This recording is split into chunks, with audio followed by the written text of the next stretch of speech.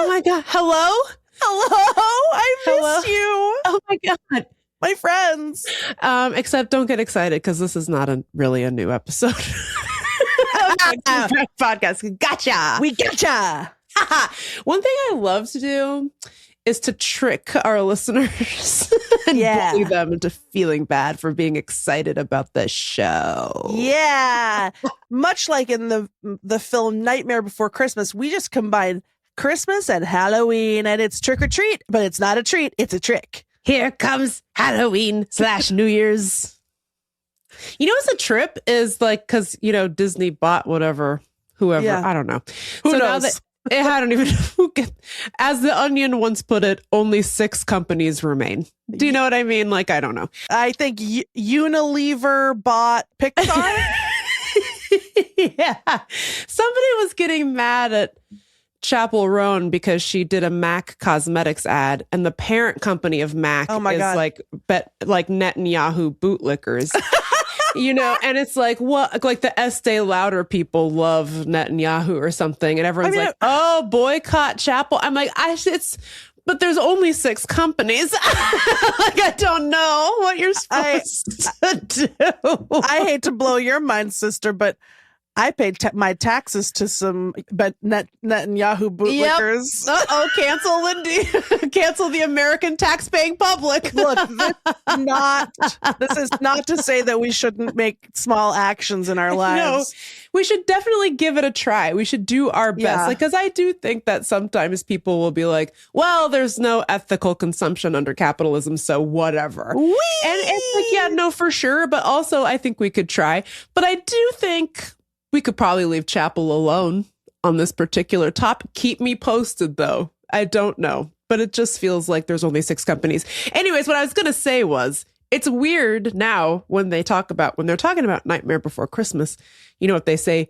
They say Disney's Nightmare Before Christmas. And I find that odd. Not sure why. I don't know that I care, but it's just strange. Did they say Disney's Shrill because they bought Hulu? They're like, no, absolutely not. Do not link that in people's minds with the Disney Corp. Anyway, this is not a real episode of Text Me Back podcast. So if you get excited, I swear to God, it's just an intro to what you're about to hear. Which is, of course, I'm sorry. I had a popsicle right before this. Oh boy. Even though it's freezing. But you know, I like a little sweet treat. Anyways, that's not the point. The point is, what you're about to hear is last year's New Year's episode. Mm-hmm. Next week, we'll be back with this year's 2026's New Year's resolution episode. And we're going to check in on how we did on 2025's New Year's resolutions. So we wanted to refresh your memories. And of course, we'll be making new New Year's resolutions that we will not keep for 2026. So true. No, we did okay. We did okay. We did okay. And I am excited to let people know how I think I did pickles this year. So we'll see. I'll let you all know how that went next week. Could have been loose corn. Were those the same year? It was kind of the combo. Because like the loose corn fit under the umbrella of pickles. Sure. Hey, you know what? Find out right now. That's right. As you listen to the episode of Text Me Back podcast. And we'll be back next week. You want to know what I just realized? Due to pre-tape call-in show, I think we have to record an episode on January 1st so that the listeners can listen to it on January 8th. Interesting, if true. Sounds fake. But I'll be so sleepy, you know? I will not be sleepy because I plan to not do anything. I plan to go to bed at 9:30 p.m. I mean, you know, fireworks, ? I've seen them. Like, they're not doing anything new with the fireworks. You know what I mean? Until you get Gandalf on the horn. That's not right. interested. Not interested. Wake me up when the old man rolls back into town. Okay. With his wagon. He arrives precisely when he means to. But you all are listening to this on January 1st, so I hope it's nice there. Yeah. Happy New Year. Happy New Year, you guys. Do, do, do, gwe, do, dee, do. And never brought to light. What's up with that song? Well, it's so funny you ask. They just talked about it on Antiques Roadshow UK in an episode I saw the other day. Oh my God. It's like an Irish folk song or something. Could be Scottish. Don't remember. Sorry. And there was a whole segment about like, this one caught on, and because a guy brought in like an item that had to do with. Look, Megan, I am always playing Switch while I'm watching. So I don't remember what the item was. I don't remember. All I remember is that the expert was like, "This is so cool because this song really caught on around the globe, and now people sing it every year." And then they were like, "Why do you think that is?" And then the Irish ? Person was like, well, I think people really connect with the like simultaneous, celebration and wistful nostalgia of the past, present, and future coming together as one in the new year. And I was like, that's right. Totally. Good job, Ireland or Scotland. Should old acquaintance. Can I say something else and then we can play the episode? Last year, I was trying so hard to make on New Year's Eve. I was trying so hard to make a joke about how Baby New Year becomes an old man. Yep. Much like we can all agree, those stop motion cartoons where there's a baby that becomes an old man and then the old man switches off with the baby on New Year's. Those ones for sure. Absolutely. You get everyone is familiar with the concept of Baby New Year, who then ages over the course of his lifespan's only 1 year. That's why he ages so fast. Yeah. Hello. Anyway, I was like, maybe it's just a rough crowd. I don't know. But I just kept being like, oh, I'm so excited to welcome the baby. And then the old man will walk away to die. And everyone at the New Year's party was like, what? The fuck are you talking about? Like, and it's not just like they didn't think the joke was funny, which is fair. It wasn't. It was weird, but it was like they didn't know what I was talking about. They were not familiar with the concept of the new year being a baby who becomes an old man by December. Megan, I have something I need to tell you. You don't know about that? No, I do know about it. Oh, okay. But I think you taught it to me. Oh, no! In like high school. What? But I have since seen examples of it. Okay. It's very much like what you would get on a Victorian greeting card. Yes. Or, like a old-timey, I know, I'm 2025. This is the new upsot, maybe. I don't know, but it just was like, because I have a memory of who are the guys who did the not Frosty, but Rudolph, the stop motion Rudolph. Yeah. Those guys. Yep. The Heat Miser, et cetera, et cetera. Yeah. I have a memory of those guys having a baby New Year who meets the old man and he's all stop motion as well. I can see it as you describe it, but that could be the generative AI that is my brain. A false memory that I planted. Interesting. Well, I probably will come to regret this, but if you remember the stop motion baby and the old man. I mean, I don't think it's an uncommon metaphor. Because I feel like one time I tried to search for it and nothing came up, and then I was like, oh my God. Well, what's going on here? I definitely associate it with you because it's not something we talked about in my family. I'll tell you that much. And then at some point when you're early in our friendship, you were like, right here. He's right. I'm looking at it. He's wearing a little crown. He's a real guy. Nailed it. You nailed it. I just, I remember you being like, oh, I can't wait to welcome Baby New Year 2002 and frickin' kick the ass of old Grandpa New Year 2001. And I was like, I remember being like, that's so funny. That's so funny. If you had been at that party, you would have laughed at the joke, whether you understood the reference or not. Okay, amazing. I would have laughed. Let us know. Should we? I don't know. While we're on the topic, thank you all for writing in about the writer of Jingle Bells being a racist. For the record, that's why Lindy was glad he got upsot in the snowdrift in the first place. That's how it came up. That's how it came up. It's always good to be reminded of how much people in this country suck and how long they have sucked for. But just wanted to clarify that was why we were so glad his whole ass was upsot in the bank. But, also a humbling and good reminder for me and Megan not to assume, because it would be completely unfair, that every listener has never missed an episode. I don't think, no. Hey, if you've missed an episode, you better get into it. Okay? Wow. Now, I'm calling you in. Listeners. Now, have I listened to every episode of Text Me Back podcast? No, I have not. Have you listened to any episode all the way through? but I was there. Okay, so I'm good. I'm doing the work. That's praxis. Okay, anyways, like we said, this is not an episode, so we're going to go now. But you listen to this episode. Let us know what you think. Write in. Let us know what are your New Year's, not resolutions, but intentions. Okay, what do you intend to do?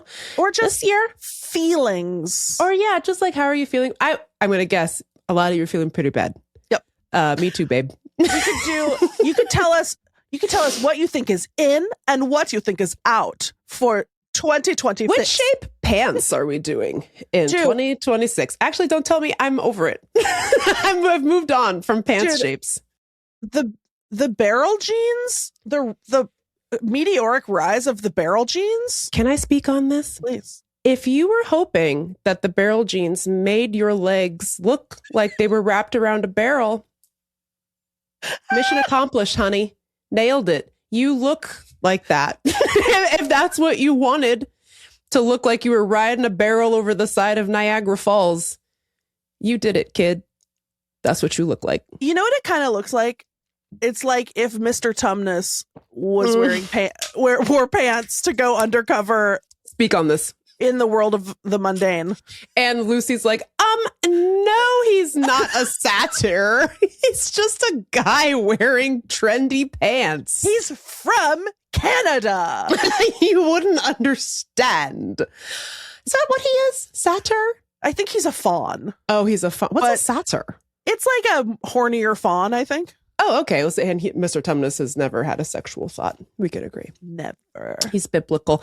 Anyways, hope you're having a lovely 2026. Write in and tell us what your intentions are. 703 829. Is that it? I can't remember. 703-82. No, that was your childhood number.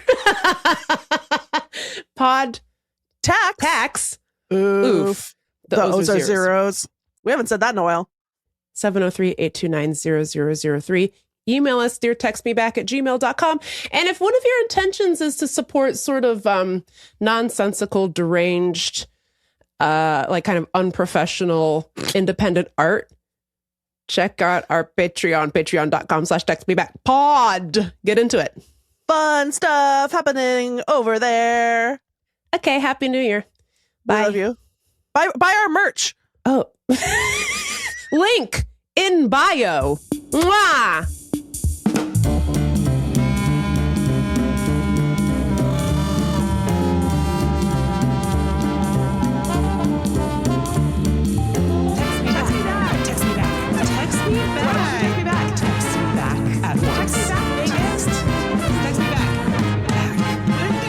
Okay, should we start the show? I guess we did already. Welcome to Text Me Back, the only show that is definitely a real podcast that makes episodes.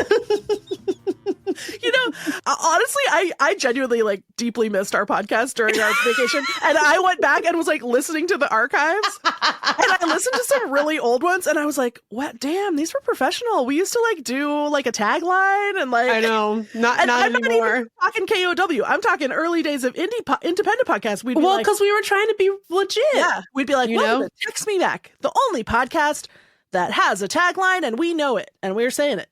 Here it is. And I'm Megan Hatcher Mays. We used to billboard. We used to say what we're going to talk about. Yeah, let's do it. Today on the show, Yes. We're going to do some tidings. Mm-hmm.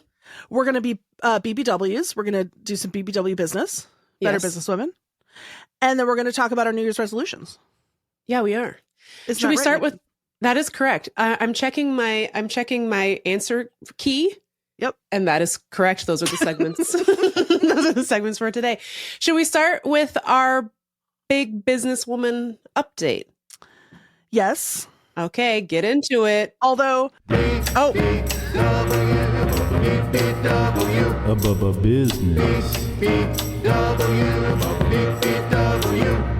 Business.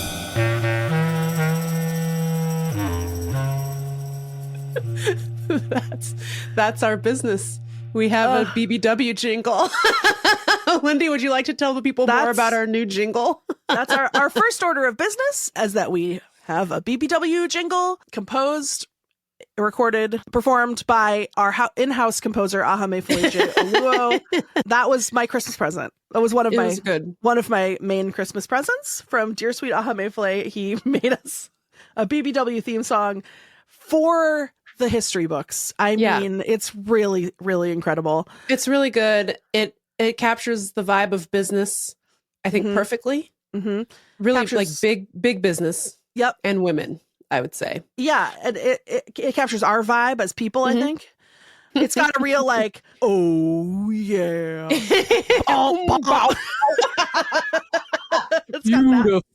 It's got that vibe, which I think we really embody. Can we hear that? Can we hear it one more time? Yeah. And action. Business.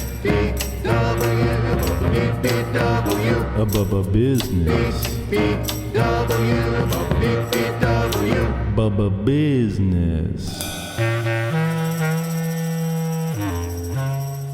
I like that the business is kind of noir at the end. Yeah, well, it's got that noir flavor like our Snake of the Week jingle. I was going to say, it's a little bit like, hang on.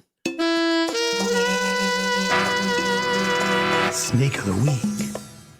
Yeah. Oh my God, the husbands are popping off. The husbands are watching a lot of like Casablanca or something. Yeah. I don't know. It's great. So thank you to Ahamefule. It brought me Christmas cheer. It made the Yuletide gay. Extremely. I was so desperate to like think of some business so that we could use the song. And then I was like, the existence of the song is a piece of business. The song is its own business. There you go. Yeah. I guess we could be like, make sure to subscribe to the Patreon, which you should, by the way, because we actually literally can't make the show unless you subscribe to the Patreon. So if you could go do that, that would be sensational. We would love it so much if you would subscribe to the Patreon, patreon.com/ Text Me Back Pod. And also, you should buy some of our merch, which you can find. It's linked all over the Patreon. All over the Patreon, all over our link tree. We've got shirts. We've got Kayak Dad sweatshirts. We have mugs now. Yeah. We're working on some new stuff. We're working on pins, but the stuff that we do have is great. Oh, we have tote bags. Yep. So, and I have two sensational t-shirt ideas that I can only afford to execute if you guys buy some of the existing t-shirts. Is it the one of them the one that I sent you yesterday? Yeah. Do you want to? No, I feel like we workshopped it. Megan sent me this t-shirt. She said we should do this. We should sell this in the store. It says, "I farted. That's as close to giving a shit as you're gonna get." Which is it's really like one of those shirts that you see like on like Facebook that's like, my mama's from Tennessee, my daddy's from Alabama, I get my attitude from my grandma, and we shoot guns. It's one of those like auto-generated like AI shirts. Yeah, I farted. My mama farted and my daddy shit. My grandma doesn't wash her behind. And we love Alabama football. Oh, not the Georgia Bulldogs. No, not the Georgia. If anyone's watching, we don't have time to do what we're watching today, but if anyone's watching the later daters, don't give us a ring. Do not bring that lady. Don't bring Susanna on date if he does not support Georgia Bulldogs. If this man is talking about Roll Tide, think again, because we're for the Georgia Bulldogs in this house. If she sir. brings up Georgia Bulldogs one more time, I'm I listen to a podcast with Matthew McConaughey. But we don't know. We didn't billboard What You Watching. We're not doing What You Watching. We're not today. doing What You Watching. But that's our business. Next week, maybe we talk about later daters on What You Watching. Oh, you know what we're working on? Here's a business update. We are working on creating ad-free listening for $8 and above Patreon subscribers. That is coming soon. And I feel like if I say it on the podcast, that will force me to actually set it up. Yep. And we will have audio-only versions of the Shrill Rewatch, which we just finished season 1 of. So, yay. And we're going to start season 2. Let's not let our fields lie fallow again, Megan. Yeah, our clamshells are bursting with ideas for Shrill season 2. So. I'm really excited for you to watch it because you've never seen it. I've never seen it. Yeah, I'm excited to watch it too. It better not suck ass. So. Some parts of it are really funny. Okay. And that concludes our business. Bubba business. Bubba business.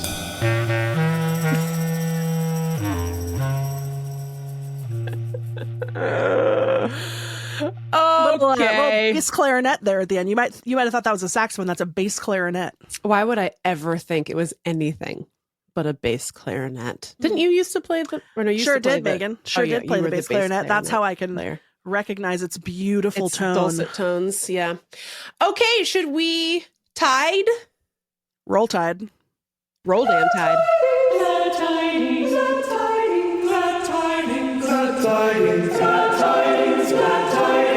I hope Roll damn tidings. I hope all the Georgia Bulldogs die. Not really. It's satire about the Netflix original series Later Daters. Excuse me, the Michelle Obama executively produced Netflix original Later Daters. This man was talking about fucking around in Atlanta in front of Michelle Obama. Yeah. She handpicked George for the show. I think she did too. But you'll find out more about that next week. How was your holiday? It was really nice. I mean, it was like really stressful and I'm tired. Sure. However, because it's just like, it doesn't stop, life. I know they keep making you do it even when it's Christmas. Yeah, they keep making you do it. The house keeps getting messy no matter what you do. Stuff keeps getting left places even on Christmas. The laundry. Here's the thing I don't understand. People still have dirty underpants even on Christmas. Yeah, what the hell? The laundry pile gets bigger and bigger. Why would you let this happen? I don't know. Even if you're not doing any loads of laundry, somehow it grows. That's not fair to me. It's not fair to the people of America. So, I just feel like I've been running around a little bit and, okay, but I had a great holiday season. I did get a Christmas tree. I got a small pink Christmas tree. I did decorate it. Like I managed to do a little bit of stuff. We had fires in the fireplace. That's so cozy. I baked. I know. I baked several batches of cookies. Nice. I had cookie baking. You got to come to town next December, Megan, and come to the Scoutgrood Cousin Kroomkaka Fest. I always see the photos of the Kroomkaka Fest and get so jealous because I love a kaka. When's the last time you even had a kaka, Megan? Oh my God, probably your wedding actually, because you had a wedding. No, that's Kranzakaka. Kroomkaka. Oh, Kroomkaka is the one where it's rolled up like a taquito. Yes, you can roll it like forever. A waffle cone. Yeah, so next Christmas you got to come to Kaka Fest, which is where me and my cousins and my mom and my aunt, we get together and we make Norwegian Christmas cookies. It's primarily Kroomkaka. Nobody made a Kranzakaka this year. Too much work. It's so hard. Yeah. Anyway, so I did that. I made buttermilk biscuits because I had some old buttermilk left over. My first batch, a little tough. My second batch, perfect. Oh, you love to see Soft, crumbly. So I think that was my Christmas. That sounds nice. Did you get any nice presents? Yeah, I got the Better Businesswoman jingle. I got a watercolor set. Like a Ham got me a whole, it's like watercolor, like fancy stuff, like nice brushes, fancy paper, fancy paints, like markers, a whole thing so that I could do art. And Roya got me so many good things. Roy got me a like a sparkly garbage can for my car that like hooks because she's clearly like. Okay, I love that it's practical and it's a read. She was like, "Here's your garbage can." Ugh. Hey, not stepping foot in your car until you put this in it. I've noticed that you treat your car as a garbage can. What if you put a smaller garbage can inside your garbage can, and then the bigger garbage can could be a car again? So she gave me that. She gave me, okay, here's honestly my best gift of the year. Roya gave me a jar of special honey butter that she got at like the fancy food store. And you might say, well, isn't honey butter just honey and butter? Yes. Yeah, but you might say that. Somehow they made it like it also has like heavy cream in it and like the right amount of salt, and it's so good. That sounds really good. I've been putting it on everything. So honey butter was a big highlight for me. I'm blanking on everything else. Oh no, Roya got me a whole, oh my God, Roya got me a whole like set of stuff for baking. She got me a Norwegian baking cookbook. Oh, nice. A beautiful like marble rolling pin. Oh, so you can like keep it in the freezer and it won't melt your pastry dough. I love that. I know. And then she got me a springform pan. I don't know. It was very sweet. That's so nice. Yeah. How about you? What did I do? Oh, you know what I love to do every year? I like to grab my handle of Pennsylvania Dutch. I like to put on, well, this year, you know what I wore as my cozy sweatshirt was my brand new Kayak Dad cozy sweatshirt. And I wore it for the whole holiday season. Very cozy. It's really soft. Make sure you go get your Kayak Dad sweatshirt. It's worth the bucks because they're very cozy. And I made Samin Nosrat's buttermilk roasted chicken. I roasted a whole ass chicken. And it was like my best one yet. Oh, you know, good job. It was crazy. It tasted I saw the pics. So juicy, you know, the buttermilk just brines it. Yeah. Freaking perfect. It was so good. And I made macaroni and cheese. And normally I make Chrissy Teigen's macaroni and cheese. You know what? Can I say something? I like her. Yeah. I like that. Her. Yeah. I like that. I feel like people got mad at her because she tried to tell a relatable story about how she made a mistake at a restaurant by... She's like, it was so crazy. We accidentally ordered an $18,000 bottle of wine. And everyone was like, oh my God, what did you do? And she's like, oh, we paid for it. And then we left. And I was like, oh, well, that's not that relatable to me, Christine, but that doesn't make you a bad person, you know? People try to act like they're offended by that story. I love that story. That is rich people's greatest service that they can provide is tell me some stupid rich people shit that you did. What's the dumbest rich person thing you ever did in your life? But and she has one where you use like Gruyere and you use American cheese and cheddar, and it's really, really good. And you can make your own croutons, although I almost never do that, like for the top. So this time I was at the Whole Foods and I was like, looking at the cheese section, and this Whole Foods guy was like, can I help you find anything? And I was like, oh, you know, I'm just gonna make some mac and cheese and I'm just looking at my options here. And he's, can I tell you something? Go over to the other cheese section and get this herbed cheese. And first he goes, this is for adults or for kids? And I was like, this is for adults. No children will be consuming this. And he's like, okay, great. Go to the other cheese section. And he told me about this cheese. I wish I had the name of it. I'll put it in the show notes. And it's like this herbed cheese. It was so good. I got that. And I did get the American. You have to have American cheese in there, you know. For the emulsification. Yes. You know, for the creaminess, for the emulsification, you got to have it. And then I got my little Gruyere. And then I got like a fancier, like Irish cheddar. And of course, but I have to use Tillamook. Because what are you doing if you're not busting out the greatest cheese, the greatest commercial cheese? I was just thinking, I had a long thought the other day about those big Tillamook bricks. And I was like, that's my body type. Yeah. I was like, that's like, if there's something that I relate to, like where I see myself in an object, it's one of those, big square. The Tillamook bricks. Ugh. They didn't used to sell Tillamook on the East Coast. So I used to buy one every time I came home and bring it back. And one time I got stopped at airport security and everyone was very tense.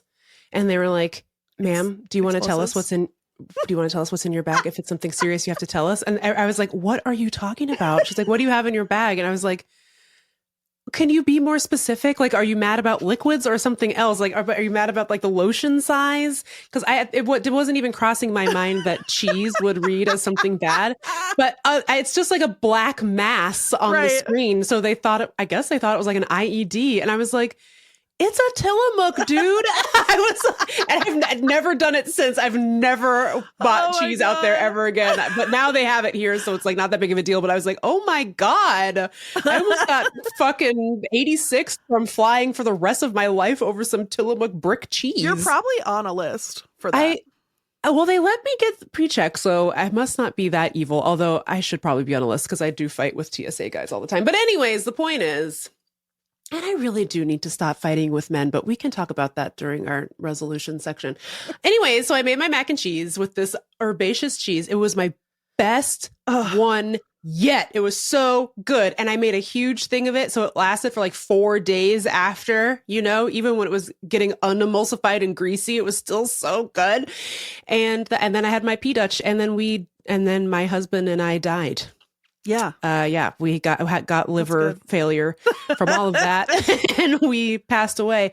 So it was a really very successful Christmas. I just remembered something important. Yes. I did treat myself this Christmas. Okay, so there's a bakery in Seattle called Temple Pastries that's like very fancy and beautiful, and I am obsessed with them. And they sell beef Wellington every year. And it's like a streetwear brand that does a drop where you have to it's like Taylor Swift tickets or whatever. Like you have to Temple Bakery X Beef Wellington Supreme. Yeah, exactly. But you gotta be on the mailing list. You get the email. You gotta freaking smash that link. And you got to buy it as fast as you can because they sell out. So this year I was like, I'm going to get one. And indeed I did. Okay, I made a couple of mistakes. One, I was so stressed about getting my hands on this beef Wellington that I was like, what size do I need? I don't know, medium. There's small, medium, and large. So I got a medium. Then later I'm like, serve 6 people because I got just me and Aham and Roya's vegan. Oh, well. And then my second mistake was that I don't know if this was my mistake or not, but you have to bake it. There's a time estimate, and then, but also it's you have to test the temperature of the meat with a meat thermometer. So we have a fancy meat thermometer that has a wire that, so you put the probe in and then it comes out of the oven. Yeah. So we use that. And I think that maybe that putting the meat thermometer in broke the structural integrity of the pastry. It broke the seal. And so the pastry split and slid down the sides, which was very disappointing. However, I am pleased to report that this was the best fucking thing I have ever eaten in my life. And I don't even really want to be a beef girl anymore. Although, you know what? Because I don't have of to be your brainworms. Yeah. That's my brainworms. About food and animals having faces and thoughts. I love those guys. I love those animals, man. But it doesn't even matter because the beef was amazing. But I'm sure that cow died naturally. And he probably said in his will that he wanted to be made into a beef Wellington. That's probably what happened. He loves the spirit of Christmas. And he was that's what he said. Yeah. Yeah. He was like, moo, send my loin to Lindy West. So yeah, it was so the way a beef Wellington works is it's like a fillet, so it's like a long tube of fillet, filet mignon. And then it's wrapped in a mushroom duxelle, which is mushrooms chopped super tiny. And then I'm sure there's a French way to pronounce that. I don't know. And then made into almost like a paste. And then they form that around the log. And then they put prosciutto around that to seal in. So the prosciutto is kind of like nature's plastic wrap, to seal in the beef juices so that the beef juices don't soak into the beautiful puff pastry that then goes around the outside and seals up together, and then you bake it and it's perfect. So anyway, the combination of the pastry and the mushroom, and let's be honest, probably the prosciutto, sorry pigs. And the beef, I don't know. It's all the stuff together. Anyway, the situation. Because I ordered the medium, we had 3 days of beef Wellington. It did cost $250. Whatever. One time I put my wallet on top of my car with $80 in it and drove away, and my wallet fell in the gutter and I never got it back. And so that's a bigger waste. You know what I mean? Sure. That makes a lot of sense to compare those two things, I think. Yeah. Oh, and then for my presents, I got an electric toothbrush. So good. My dentist is going to be so proud of me. I have a dentist appointment next week because I never get my teeth cleaned. And also I have a fucking food trap in my back molar. And I've been dealing with it for 3 years because the only way to fix it is just to get the cavity refilled, like to fix the filling. And there's nothing on planet Earth more heinous than having them drill into your tooth, because it might as well be through your eyeball into your brain. Yeah. It vibrates your whole skull. I don't care for it. So what I've been doing instead is just getting food caught in my tooth. Sure. And bringing a little flosser with me everywhere I go to get it out. But it's time. It's time to fix the food trap. So I'm very pleased with my electric toothbrush. I'm pleased I'm going on this journey of oral hygiene in the year of 2025. Looking forward. And I got my husband a new shower head that I got influenced about on Instagram. Cute. So, it was a cute Christmas. I want to say something about electric toothbrush. Go on. I also am having an electric toothbrush essence. Yes. And a few weeks before Christmas, I said to Roya, Roya, what I would like for Christmas is an electric toothbrush, because my dentist is on my case for years now. And I'm like, and the reason that I don't go out and get myself an electric toothbrush is because I know that in this house, I have all the components of a working it's just they're all scattered to the winds. I don't know how to figure out which new brush head fits on which thing that I have. And I was like, Roya, for Christmas, will you help me figure out how to reassemble whatever toothbrush technology is in this house? Yeah. Meagan, within 3.5 minutes, she found them all. Roya had found everything. She found an unopened package of toothbrush heads. She put the toothbrush head on. She plugged it in. She said, here you go. I don't know what you did before she fixed your whole life. I mean, literally, like, I used to use my electric toothbrush all the time. And then it needed a replacement head. And it was over. I didn't know how to do that. And then it was over. Yeah. Here's what I would like to say. And here is why I cherish my husband a great deal. He not only bought me the brush, he bought me like a year's worth of replacement heads, all in one box together. It's not possible to lose them. There's no brainostroni that can get barrier that could get between me and swapping out the brush heads. It was a perfect gift. I was like, yes, in 2026, we might run into some trouble. But for this year, I am cared for with this toothbrush. And here's the worst part. The stupid dentist was right. You brush your teeth with one of them things. You were like, what was I even doing before? My God. That was trash mouth before. It was trash My mouth. teeth, sparkling, smooth, no plaque. Squeaka, squeaka, squeaka, said my tooth to you. It was amazing. It's amazing. Oh. We're flourishing. Nothing bad is going to happen to us in the year of 2025. It's a Christmas miracle, Meagan. I think we can all agree. And that is our holiday tidings. Do we have our holiday tidings? Also, this is kind of like I can fix her too. I think we're both fixed. And I would like to reiterate what I just said. Nothing bad can happen to us now. Okay. We have a song and we have a toothbrush. Yep. We're good. If anything bad starts to happen, I'm just going to say, I'm just going to flick my black juice it away. Oh, that's nasty. Why did I say that? I don't know. You're gross. And I'm normal. Well, up next, we're going to talk about something else that I already forgot what it was. Resolutions, Meagan. Resolutions. Yes, this show's going great.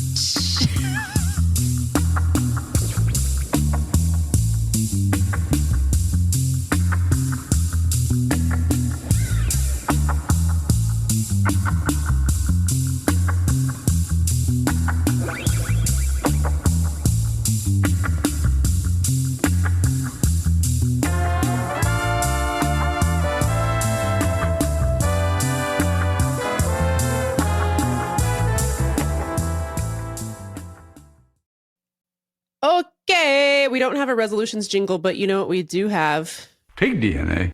Okay, well, it's the new year. You're listening to this on January 9th. We recorded it on January 2nd, though, so the year is still very fresh for us. Although this year got off to a very stinky start. Everyone went insane. I mean, wait, trucks Meagan, are exploding. People are committing crimes. You do hate to see it. we recorded this on January 6th, Megan. Hashtag alibi. Boy, I sure hope Antifa doesn't show up again. We were recording this all day, this podcast, all day. You hear that, National Guard? You hear that, Army? But really, New Year, Anyway. new us. New Year, new us. New Year, Yeah, new, we're new totally- nation. Mm-hmm. Everything's going great. The new year is still a baby, and by the end of the year, it will be an old man, and then the old man will welcome the new baby. But for now, it's this baby. You know what I'm saying? Give us a little baby cry. Ah! Okay, now give us an old man's cry. Ah! That's just my normal voice. But the year is fresh. I guess it's probably toxic to be like, this is my New Year's resolution. Well, that's why we're doing it as satire. Yeah, we're doing a satiric. We're doing, what did they say? New Year's affirmations. Oh, Okay. that's nice. So we're going to start by reviewing how we did on last year's affirmations. Do you remember Yeah. what yours was? Yes, I do. And I want to say, after we do this, after we review last year's, I think that we should read some of our Text Me Backalites Oh, yes. resolutions Yeah. for the coming year, and then Yes. we'll do ours. Yes, sounds good. And we can rate theirs on a scale of 1 to 10. Ooh. how good are Damn. they there? Yeah. Well, we're about to get your ass, girls. Yep, get ready. Okay, but so my resolution last year was the same as it is every year, which was to stop believing that inanimate objects have feelings. Yeah, how did you do last year? Terribly. Yes. Terribly. I did every year I do worse than the year before. Yep. I did very bad. Although, you know what? No, you know what? I did okay. I want to celebrate my victories and stay in a positive space. Yeah. I threw away quite a few socks with holes in them. Oh, you know, the holes are like their little eyes. Megan? Megan. You know, even just yesterday, I was out in the yard picking up a granola bar wrapper that Barry had stolen and run away with. And then I found a pair of my underwear that Barry had stolen and run away with that has, I think, been in the yard for maybe a month. And I found them. And first of all, there were some people over using the hot tub, like some of our neighbors who had just done a polar plunge. And then I let them come over to use the hot tub. And it was fun and cute. And then they were like, oh, haha, is that another sock that Barry stole? Because he had stolen one of their socks. And then I said, yes. And I lied, like I was embarrassed that he had stolen my underwear. I said, yes, it's a sock. You don't want your neighbors to know that you even wear underwear. No, they can't know because it would be shatter the illusion of who you are. Exactly. They think that I wear, linen pantaloons underneath my petticoats. But yeah. But you know what I did with those underwear? Those underwear, I've had them for years. They've been very loyal to me. I tossed those in the trash. A good friend. Look at you. They were in a dog's mouth and then they sat in the mud for a month. They were covered in insects, probably. Yeah, That's not for putting near your booty. No, I can't be rehabilitating every freaking pair of panties that gets lost in the yard. So I would give myself a 3 out of 10 actually on that resolution. That's not bad because you're at like 0 out of 10 last year. Yeah. I did do this thing where I bought a little plastic horse. Uh-huh. Oh, she's beautiful. Yeah. It's one of those big horses with the bell bottoms because I feel Clydesdale. like, if I was going to ride a horse, this is the only kind that would probably survive. Did you ever go to St. Louis? Did you ever visit me there? No. Because you can do a tour of the Anheuser-Busch factory and all the Clydesdales are there. So you can meet the Clydesdales from the commercials. Yes. Okay. Go right now. Okay. We just need like 10 people to sign up for the Patreon and we can go to St. Louis. Okay. If you want me and Megan to go to St. Louis and pet a bell-bottom horse, sign up for the Patreon. But so I bought this at a drugstore in Montana. Because the farm kids like to collect these horses. And by the way, if you do subscribe to our Patreon and you watched my Montana thrift haul, you already saw this horse. But then I felt guilty about taking this horse away from all its friends and family on the shelf of plastic horses. And so then I had to also get a baby donkey. Is that a donkey? Yeah, it's a baby donkey. Oh, it's a baby. Yeah, it's a baby cute. donkey. It's a small plastic baby donkey to be friends. What are their names? With my horse. I haven't named them yet. If you have a suggestion for the names for my baby donkey and bell-bottom horse. Put it in the Discord. Only Yep. Patreon subscribers get to name the horse and the donkey and her best friend who is a donkey. Yeah. So that's cute. my 3 out of 10. I did 3 out of 10. So what I don't remember what your Mine was. Yeah. What do you think it was? Yours was to stop screaming in people's faces that you're from Seattle. I'm pleased to report I got it on a technicality. Just to say, this thing happens where I just feel like maybe it's just because of the era that I grew up in Seattle. It was basically like a small town. Nobody was from there and nobody had ever heard of it. You know what I mean? Yeah. Until like Ken Griffey Jr. guest starred on The Simpsons. Like before that, Seattle didn't exist to the wider world. So to me, it's still like a novelty to run into somebody on the East Coast who is from there or from around there. And I always find it so exciting to be like, oh my God, I'm from Seattle. And nobody gives a shit as much as I do. Nobody cares. It's immediately awkward. Everybody hates it. And I'm like, really? You don't want to do this with me? They should care. You don't want to talk about like what neighborhood you grew up in and Dave Niehaus. You don't want to talk about get the salami. No, grab the mustard. it's a grand salami. You don't want to talk about salami with me? You don't want to talk about salami with me? And nobody cares. Only I care. Okay, which is outrageous. But anyways, here's what I will say. I got it. I got it on a technicality because I really didn't leave my house for like 12 months straight. When you did, you came to Seattle. So that you can't. That's the only time I ever, literally the only time I left my house was to go to Seattle, Washington. And it's not as much fun to do it there. No. Everybody is there. They don't care. So sure. Was it partially due to a depressive episode that I didn't recognize until like November? Yeah. But I still did it. 10 out of 10. Didn't make anybody uncomfortable by leaving my house and demanding they tell me where they went to high school in Seattle. Washington. You know what's funny? Nailed it. Our month off like cured your depressive episode and it caused mine. Oh no. Oh no. Just last year was a trip. And you know, these things sneak up on you. And then all of a sudden you're like, I haven't left my house in 6 months. Oh, no.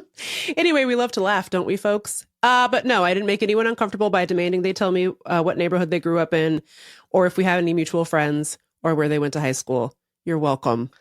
We got some new neighbors that are remodeling the house next door, and we had them over for like coffee. And they live in Seattle. They're not from Seattle, but they have lived there for a while. And so they were like, we have like 3 sons or whatever. And I was like, where'd they go to high school? But they were like, well, they're 27. Like I was like, I wouldn't have known. They were like, Ballard? Do you know? I don't even know. From the Ballard high school class of 2014? 19. They were like, no, I guess I don't. No. Can I say that I did actually do it not last year, but a couple years. Actually, it was, you know where it was at? It was at the fancy holiday party that I went to several years ago. Oh. I bumped into Pramila Jayapal and I was like, oh, it's really nice to meet you. You're actually my hometown congresswoman. She's, oh, am I? And she was like excited to chat with me. And I was like, yeah, I went to Garfield. I had such a great time at Garfield. I love Garfield. And she was like, okay. Like, this is no shade to her because I'm sure she was like, oh, we've done enough.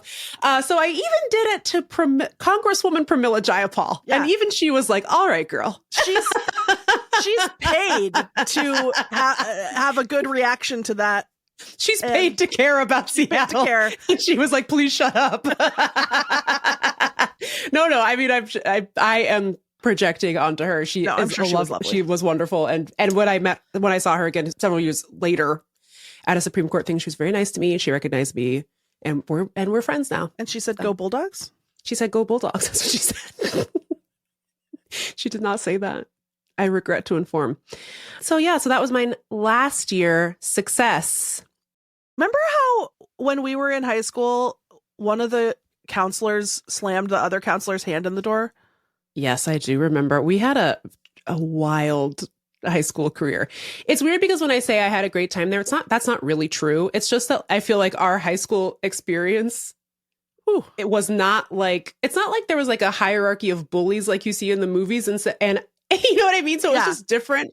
But every adult was committing a series of deranged crimes while we were there. You know what I mean? Yes. Every single person that was supposed to care for the youths were like beating each other up. Yeah. Overstepping boundaries to varying degrees. It was just like, oh. But then I'm like, but I met some of my best friends there. We're all still best friends. I have no complaints. But it was, you don't think of the 90s as being like lawless, but they kind of were. They were.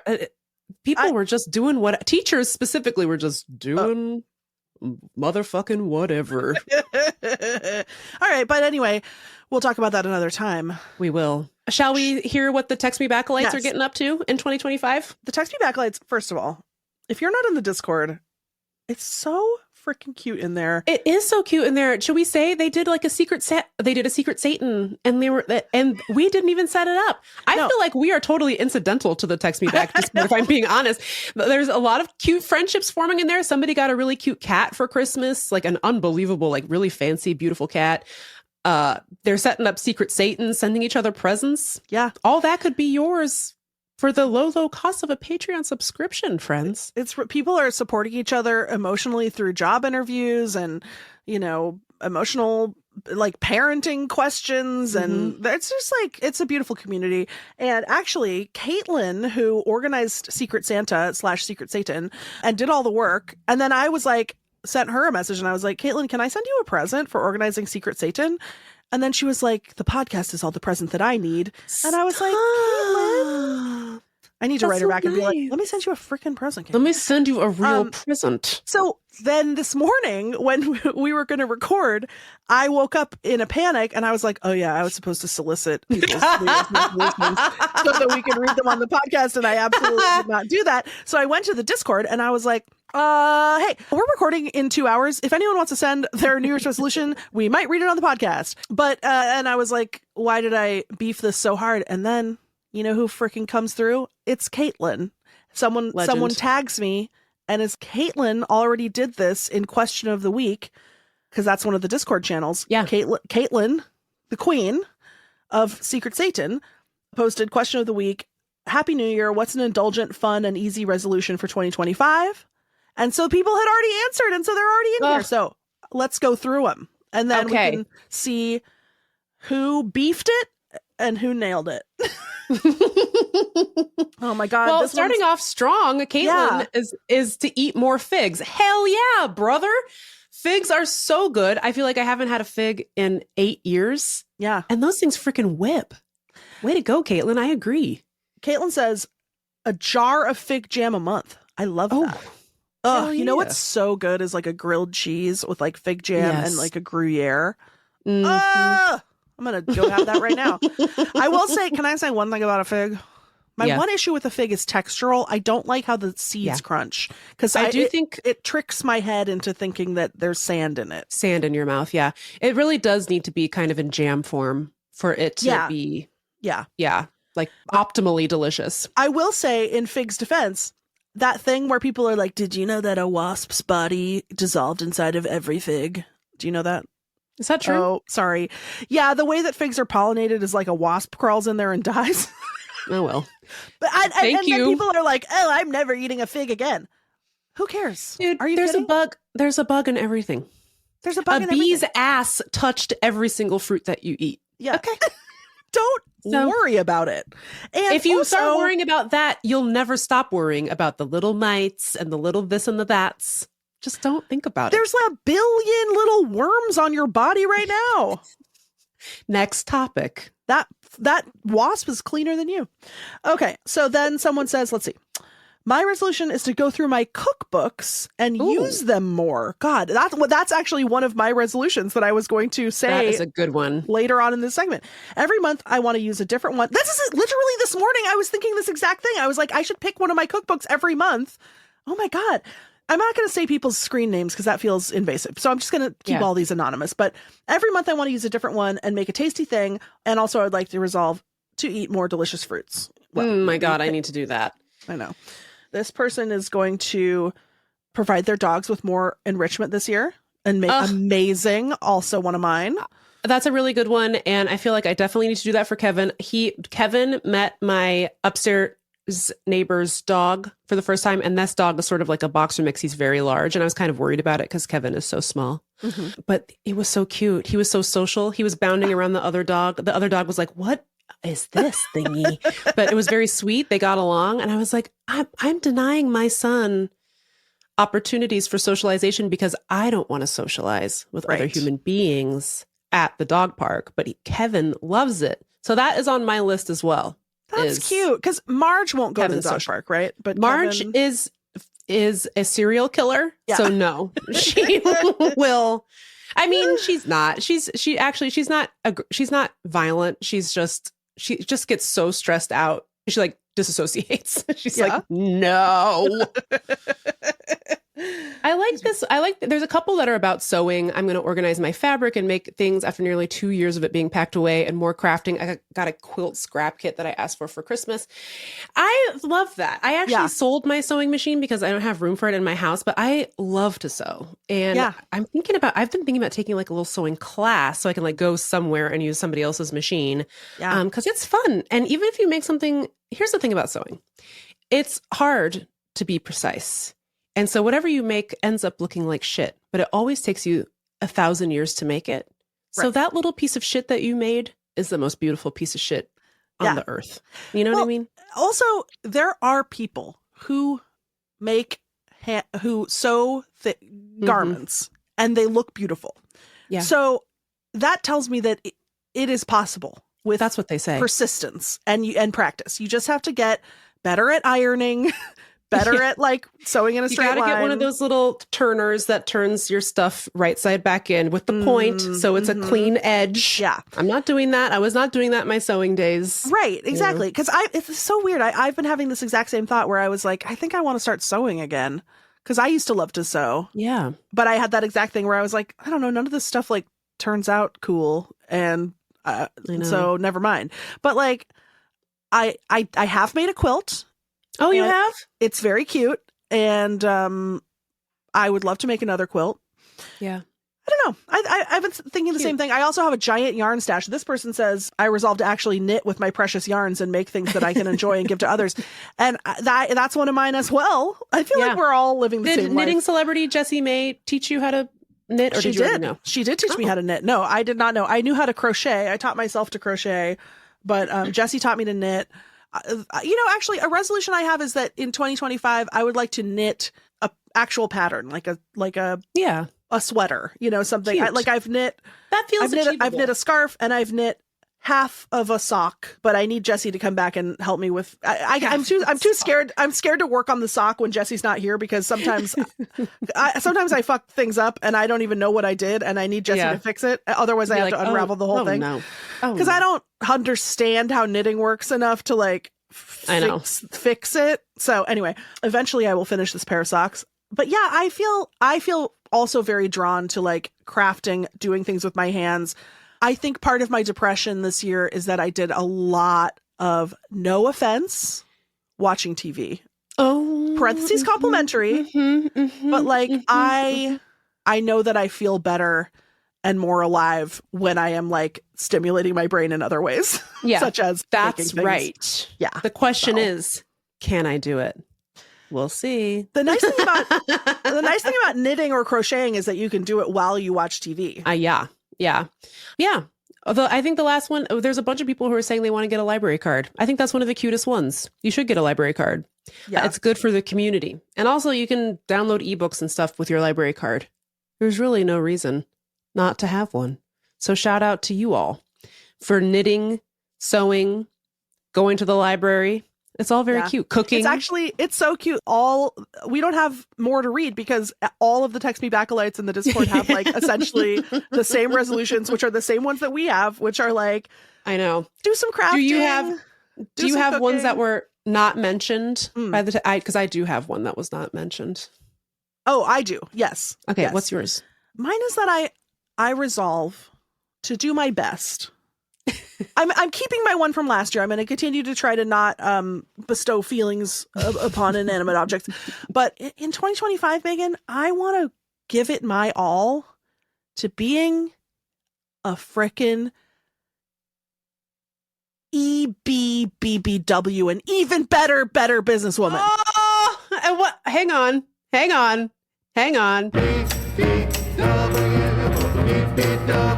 Bubba business. Bubba business. And was it the song that got you thinking about being a better businesswoman? It was a combination, Megan, I think, of the song, which was very inspiring, and also looking at my bank account, my bank account. My big, bad bank account. And yeah, I just thought to myself, okay, Lindy, I really want to be more prolific in my butt news, which I love to write. And it kind of gets like, I put a lot of time into each one, and so then I take a long break in between each one, but I want it to come out more often. It's my favorite thing to do. They're all so funny. Yeah. Thanks, Megan. Especially yours. But so like I want to be like a little bit more on a regular schedule with butt news. I want to work really hard to like build this podcast, to actually think about marketing and, how do we grow the Patreon and how do we whatever. Like I want to be a little bit more intentional, because I feel like my first year out here in the woods, I've been kind of like finding and I was writing my book the whole time. So like the book overshadowed everything, and I didn't really have the time or the energy to put into like really pushing it on all of my other projects. And so, I just, in 2025, I want to dedicate myself to my work in a way that feels satisfying and like a grown up. You know what I mean? Yeah, I tend to treat, because I have a bunch of jobs that are all like a little bit silly. Like my jobs are all sort of like hobby adjacent, which is great. Like I'm so lucky that I get to have this be my life, but it's easy to just be like, I'm not even a real person. You know what I mean? And I need to like be a real person. Yeah. I mean, we talked about this a little bit at the end of the year, not to make this about politics, but I think we both agree, like one of the best things you can do as we enter this period of despair is to, like you said this, you don't have to start a nonprofit. You are not solely responsible for organizing a protest. You can just stick with what you're good at, and that's just as valuable to the fabric of society as anything else. And what you're good at is making us all laugh and feel good and having a nice time. That is actually very important as we enter a period of like authoritarianism, when they're attacking writers and artists and stuff. Like that's really important. Yeah. So thanks, Megs. It's good to have a resolution that's just like, I want to focus on what I'm good at. I want to be an extra good, even better, big BBW business woman. Oh, and I want to get that's called the resistance. Ever heard of it? Yeah. And I want to get my passport back. I want that for you too. I have an attorney. He's working on it. That's a good one. Do you want to know what mine is? Please. I'm calling it pickles. Allow me to explain.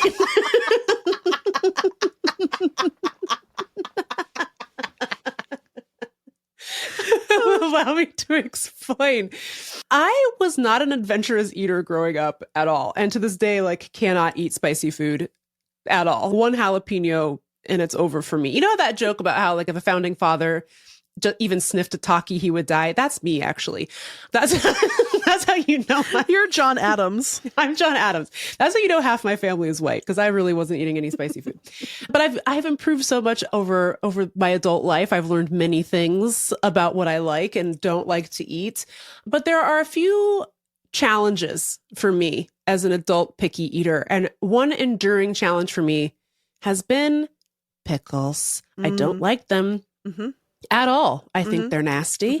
I think they're little stinker butts, and I don't like it when they appear on my sandwich or on my cheeseburger. Interesting. Yes, I don't care for it. It's just odd because I love an olive, and spiritually those two things are so similar. You know what I mean? So over the holidays, I was at the mall, and the mall had a Popeyes, which is God's gift to humanity. Yeah. And I thank him, capital HIM, for giving us the Popeyes. After January 20th. After January 20th, we are praising him for Popeyes. So I went to the Popeyes at the mall and I got their chicken sandwich. They're famous. I think it's just called the sandwich. That's how famous it is. And it's so fucking good. Oh my God. I don't know what they do to that batter, but it's crispy. It's light. It's not too heavy. The sandwich is fucking perfect. It's so good. And it's just like a fried chicken thing on a bun with like mayo and pickles. I always take the pickles off. So I get my little sandwich and I took all the pickles off, or so I thought. Yeah. So I thought. I'm walking through the mall, eating my little chicken sandwich. I get to like the second to last bite and I take a big old fucking bite of chicken sandwich and pickle. And you want to know what happened? Mm-hmm. I don't even need you to tell me. It was so good. Yeah, it was the greatest bite. It tasted so good. Yep. And I was like, pickle?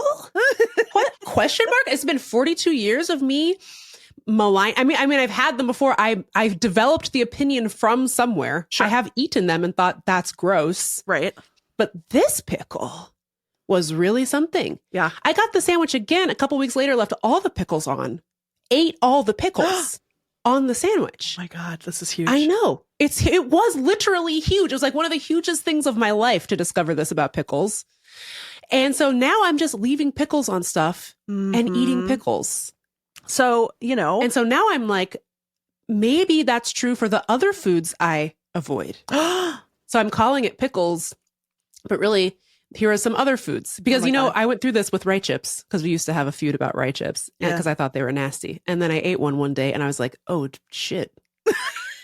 I was like, I literally owe Lindy an apology. Yeah. I know. Them shits are good. I mean, I remember you said you didn't think that rye chips were the best part of the Gardettos, and I was like, sorry, then what's the best part of the fucking Gardettos? The bagel chip. Fine. It's not as good as anyway, we don't need to go back into it, but we don't need to get into that. You were, it was as though you said, I ran over your mom with my car. Yeah. Or like, I'm marrying an iguana. Like, I was like, what are you talking about? So here's what I'm going to revisit in 2025. Okay, I'm so excited. Okay, number one on my list of food criminals, peas. I don't like what they get up to. I don't like how they act. I don't like that they're a vegetable who acts like a little sweet treat. I think that's illegal. I don't think that they should be.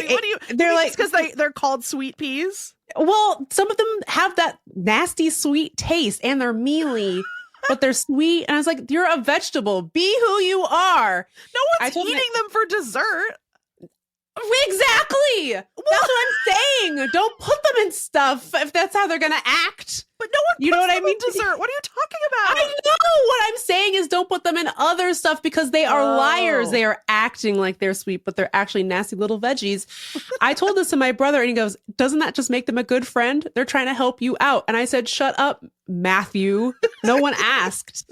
Anyway, so I don't care for peas. So I'm thinking about peas for 2025 because like everything has changed now because of this pickle situation. So what's your vehicle for peas that you're going to try? I don't know yet. I can tell you. I'm scared. Can I tell you where I love a pea? Yeah. In a fried rice.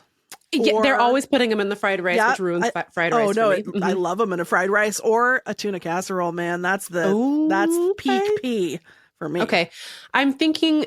Pagliacci has that sensational pesto salad, and my whole life I've been picking peas out of that thing. That's a great one because they're so good. So I'm thinking I might start there. Yeah, I love that. Expand out from there. Maybe if that works, we could get into and fried rices. I would do a little research like beforehand, and I would look up like how do you make sure that your peas don't get mealy? Because they can get mealy. I feel like on the one hand, I feel like I can't do frozen because frozen vegetables are always worse, but you can't just buy a fresh pea. No, frozen peas are great. Oh, are they? Oh, yeah. Frozen peas are elite. I just feel like that's the only way you can get them, so I have to get into it. It's fine. You can get them in a can. The other one I have a problem with. Oh, a can. But frozen is better. We'll do frozen. The other thing I have a problem with, corn off the cob. Now, if she stays on the cob, we can cook. Off the cob, I don't know, but I don't like that. That's nasty. You mean like corn from a can? Or no. If someone shaves it off of a cob, you're mad? I don't want to eat it if it's just kerneling out into the world off the cob. What? I don't like that. If you're like, oh, I'm enjoying my little burrito and you take a bite and there's a fucking corn in there. Oh no, disaster. Oh my God, that's so strange. I don't like it. People really like those little street corn cups that you can get. Yeah. All of the pieces are what I'm talking about. They're amazing. But it's off the cup. Yeah, it's someone born in a cup. It wasn't born in a cup. It's corn in a cup. If it were on the cob, I could eat it. Imagine that the cup is your mouth and your teeth are the knife that took the kernels off. But that's not what happened. That's so interesting and that's not very happened. Strange. Because to me, again, much like, honestly, corn, peas, and a pickle all occupy a similar place. Although pickle has its own special function, which is to counteract richness, which is what makes it so amazing. But like, it's your little acid shot. But it is like all three of those to me are like a little enhancement where like if I find out that there's corn in my burrito, oh yeah, that's doing it for you. Yeah. That is such a huge enhancement for me. Or like corn. Oh my God, there's nothing better than corn shaved off the cob. If you were like, I don't like canned corn or frozen corn. Well, I really don't like canned vegetables at all. They all taste like a can, you know? I mean, we can, that's a topic for another day, but yeah, so what are you going to do about that? That's like psychological problems. I think it is a psychological problem. I think I need to go to the psychiatrist and be like, what's this about the corn? But what I'm going to do is just eat it and just see what happens. That's what happened with the pickle. Right. You know what I mean? Yeah. So let's go. Let's go. But you like the taste of corn on the cob. Yes, it whips. But what's it doing? What if you lost all your teeth because Adam didn't get you an electric toothbrush? 5 years down the line, you can no longer bite into the corn on the cob. Well, then it has to be creamed. Do you like creamed corn? Because creamed corn. I've never had it. Oh my God, it's so good. It looks crazy. If you don't like things that are a vegetable masquerading as dessert, masquerading as a vegetable, because creamed corn is like, so sweet and yummy. Creamed corn is so good. In Twin Peaks, I guess David Lynch has some sort of trauma surrounding creamed corn. He calls it Garmonbozia. He's wrong. And in Twin Peaks, there's just that kid holding Garmonbozia in his hand. And then the child disappears and the corn disappears. Anyway, that's like my main reference to corn, creamed corn. That's all I know about it, is that it represents hell and trauma or something. I want to be really strategic about this so that this doesn't turn into a fight when you inevitably think creamed corn is disgusting. But creamed corn is so good. I believe you. If you don't have to like it, it's fine. I like cornbread, but if you get cornbread, because cornbread can be a little bit sweet too, and I think that's good. The cornbread with a little bit of honey. But people sometimes make cornbread with whole kernels in it, and like, why would you do that? I don't like that because the texture changes. They get like chewy. It fucks it up. Right. Nobody needs that. But if they were perfect, juicy kernels fresh off the cob, I would like it. Sorry. Well, that's if you like creamed corn, can you let us know by emailing Send us a recipe, perhaps. Maybe you find it in one of your cookbooks. Oh, the recipe is open the can, plop it in a bowl, throw it in the microwave, add a pat of butter and a bunch of salt. Oh boy, now you're cooking with corn with cream. Now you're corning with cream. And so yeah, if you like creamed corn, send us an email and validate me. It's deartextmeback@gmail.com. You can also call or text to 703-829-0003. Is that the number? Pod tax. Oof. Those are zeros. And by the way. Yes. We used to do a lot of content from the Best Friend Party Phone, and we've kind of fallen off. Yeah. And I want to get back on it because that was some of our best content. It was. You guys need to leave us some funny voicemails and then we'll play them. Or if you have a mystery. We haven't gotten a mystery in a while. So yeah, we do need some new mysteries. And I think that's our show.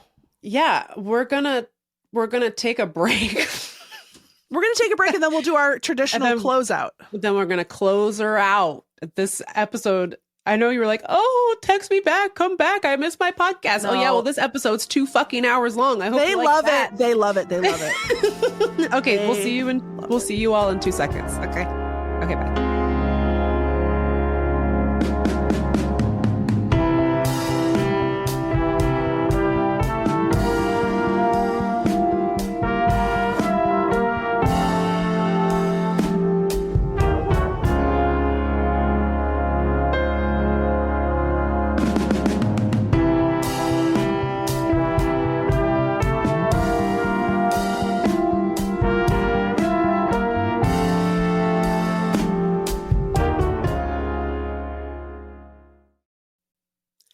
Well, Lindy. Meagan, we should make this a daily podcast. Oh, wow. Oh, no, my internet is breaking and you're disappearing and my phone broke and I lost your number. And I died. Oh, no. No, I'm dead. Oh, no. Shit. Well, see you at the crossroads, fuckers. Well, we done it again? Question mark? I don't know. I think we've done it again. We were just during the break. We were talking about how this episode is too long, and you know what I said? No, it's not. Give the people what they crave. Nobody is creamed corn. Garmonbozia. What is Garmonbozia? He just made that word up, but I guess. Sorry. Then I was lurking on the Twin Peaks subreddit, or maybe my friend Brian sent this to me. I can't remember. Brian, text me, let me know if you were the one who sent this to me. But somebody posted it on the Twin Peaks thing, and they were like, I thought that's what it was called. So I've just been calling it Garmonbozia, like in public, like in mixed company. And everyone's like, what is that? He's like, I didn't realize David Lynch just made that word up. It feels really cursed. I feel a dark presence in the room since I said it out loud. Yeah, because that's what it represents. Well, I don't like it. Because the kid who holds it in his hand is, I think, from the Black Lodge. Brian, text me and let me know if that's right. I can't remember. If you're David Lynch or if you're my friend Brian, will you text me and let me know? I did do my whole rewatch of Twin Peaks and The Return last year, but I immediately forgot everything because Janine, my assigned brainworm, is gobbling up all my neural pathways. So, sorry. Well, it's going to get better when you start drinking straight beef tallow as mandated by the government. As once I get polio and can't take any of my medicine anymore, it'll be great. All I really need to do is drink beef tallow and go for more walks. All my problems will be solved. Well, do we have anything to announce? I don't think so. No, just normally we'd be like, come to our live show, but we don't have one. If you own a venue, bring us a call. I want to come. Especially if you are in St. Louis, because we would like to come pet the horses. If you're Anheuser or Busch, could you give us a call, please? Well, text me back a lights. Thanks for listening. Next week's episode is going to be 3 hours long. If you can find me. Highlight that. I know where you are. You're going to be at the Capitol. Sorry. Nope. Army, if you're listening. Nope. I was not doing that. No. All right, I got some slop. I got to go and oh, yeah. Disgusting. I'm sorry. In conclusion, make that baby noise again. Ah. Goodbye. Bye. Mwah. Thank you so much for listening to Text Me Back. If you like the show, please tell your best friend about us. Be sure to rate and review us. It helps people find the show. And most importantly, please support our Patreon so we can keep making this. It's patreon.com/textmebackpod. Text Me Back is a production of Meagan and Lindy, proud members of the BFF Network. Our senior producer is Megan Hatcher-Mays. Our other senior producer is me. Our show is supported by Co-Pilot Collective and produced by Allie Slice. Our digital strategist is Chance Nichols. Diana Bowen is our video and creative wizard. Our production team includes Lindy West, Megan Hatcher-Mays, our loves, our anxieties, and our fears. Our music is by Chief Ahamefule J. Oluo. Special thanks to our perfect angels, Jeannie Yandel, Brandy Fullwood, and Isolde Raftery. I'm Lindy West. And I'm Megan Hatcher-Mays. See you next week. Mwah!